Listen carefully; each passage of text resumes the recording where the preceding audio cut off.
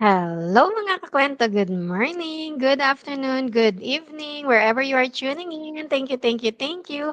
Welcome back to another episode of Kape at Kwento, Kwentong Pagbabago, where we keep it real about life, change, and growth, one coffee at a time. Ako po si Lori, a former OFW, a mother of two, the face behind Life with Lore business page, and now a proud digital business owner.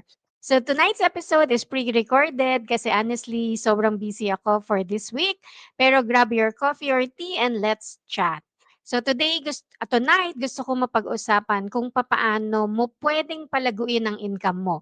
Parang little chat over coffee, pero baka magbukas ito ng big ideas para sa future mo. So sino dito yung nakaka-relate? Every day, you go to work, you give your best, tapos pagdating ng payday, parang kulang pa rin. Yung bills, yung groceries, school fee ng mga bata, nakaka-stress, 'di ba? So tonight, I want to share how I started planning for multiple income streams kahit na parang imposible noon. So kung kaya ng mom na sobrang busy at exhausted tulad ko, kaya nyo rin. So a few years ago, I was stuck in a job na hindi ko talaga gusto. I was exhausted, parang bawat araw, same routine, same stress, same nagiging outcome. Kulang ang pera para sa family needs. Nakakainis, di ba? So isang gabi, umupo ako with my planner at nagtanong ako sa sarili ko, bakit hindi ko subukan na palaguin yung income ko outside my work, di ba? And nakakatakot isipin, pero more scary ang manatili lang sa situation na ganito. Kaya I started exploring digital business, online side hustles, kahit konti lang bawat gabi. I read, I learned, I tried, and then my first small sale. Sobrang konti lang pero sobrang saya. Parang wow, kaya naman pala. That little win gave me the confidence na kung tuloy-tuloy lang ako, kaya ko talagang gumawa ng more income streams. So ngayon, may iba't ibang income streams ako, some passive, some active, kaya ko rin na mag-save for the future ng mga bata, para sa retirement ko and makatulong din sa community.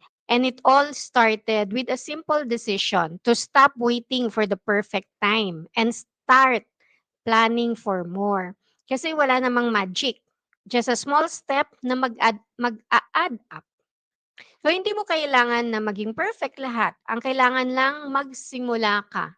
Plan, take small steps, i-test mo, i-adjust. Huwag matakot mag-fail. Kasi mas worse yung mananatili ka na lang sa job or sa trabaho na hindi mo naman gusto at hindi ka lumalago financially. So today, I want to leave you with this. Take that first step this week. Mag-explore ng side hustle, online business, or kahit bagong skills. Start now para sa future mo, sa kids mo, at saka sa dreams mo. So comment below kung anong first step mo.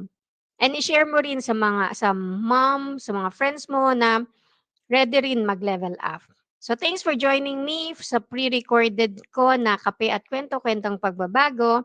So thank you for spending your time with me tonight, mga kakwento. Let's continue to open our hearts to new possibilities, open our minds to new ways of earning, and open our lives to true freedom. So see you again on my next episode of Kape at Kwento, Kwentong Pagbabago. Bring your coffee.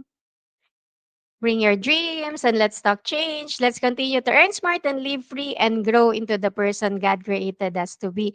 If you want to learn more, you can direct message me, or if you can log into my website at www.loriramos.com with your name or and email address, and I will send you the link for the free info session. So good night and God bless us all. Bye.